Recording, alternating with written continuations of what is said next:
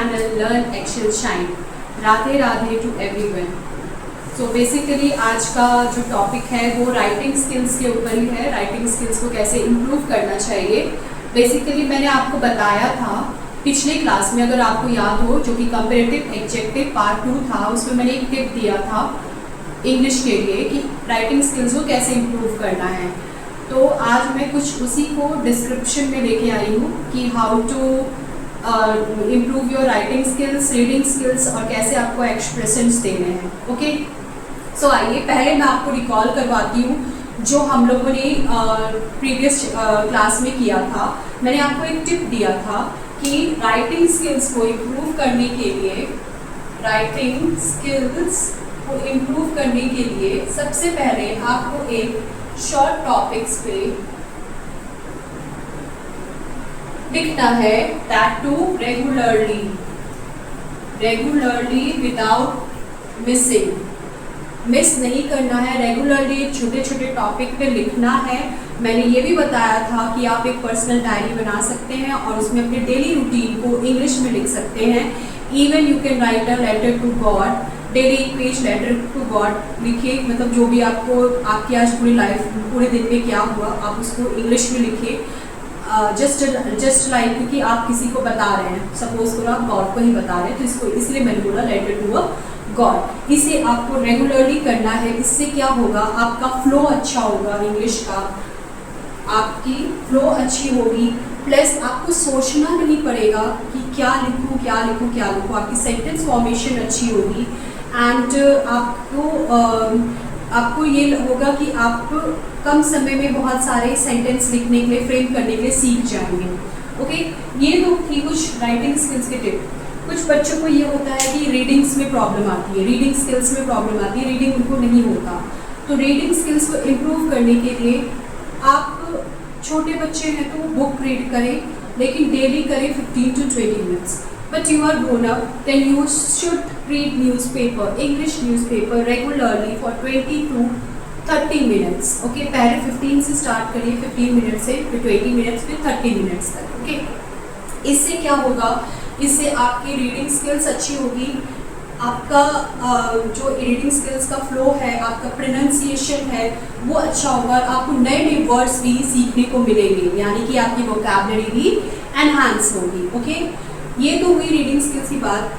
कुछ बच्चे को ये होता है कि मैम अगर हमें ना स्पीच दे दिया जाता है बोलने के लिए या कुछ भी ऐसा, तो हम लोग ना बहुत ज़्यादा हेजिटेट करते हैं एंड हम लोग उतने अच्छे से नहीं बोल पाते हैं। तो इसका मैं एक टिप देती हूँ कि जब भी आप लोगों को किसी स्पीच पे बोलना है या कुछ भी करना है, सबसे अच्छा टेक्निक होता है मिरर टेक्निक। मिरर तो सबके घर में है आजकल, तो आप क्या करो, मिरर के सामने खड़े होके आपको जो भी बोलना है आप बोलो। उससे क्या होगा, आपका कॉन्फिडेंस लेवल बिल्डअप होगा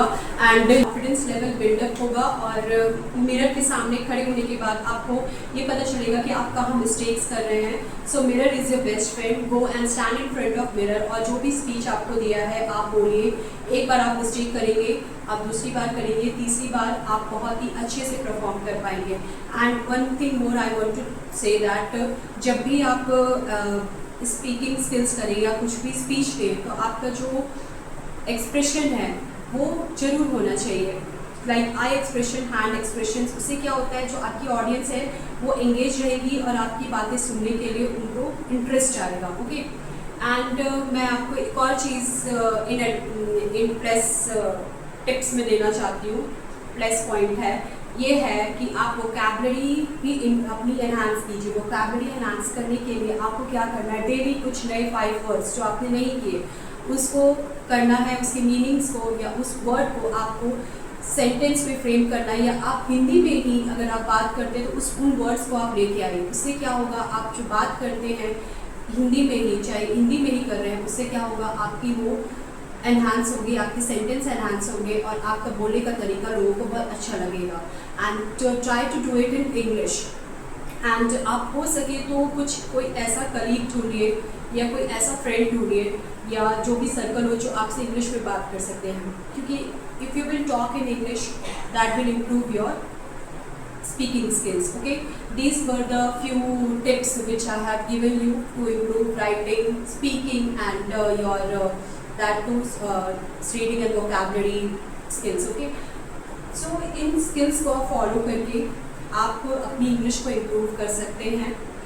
मैं और भी वीडियोस बनाऊंगी इसके रिगार्डिंग कि कैसे करना चाहिए, and I will help you in that. और मैं आपको मिरर टेक्निक भी बताऊंगी कैसे करना चाहिए। So stay tune to my channel. और अगली क्लास मेरी पार्ट्स ऑफ स्पीच के ऊपर होगी।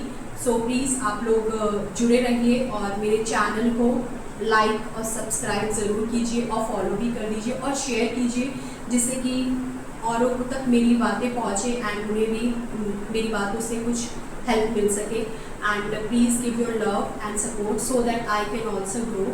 Thank you. Radhe Radhe to everyone.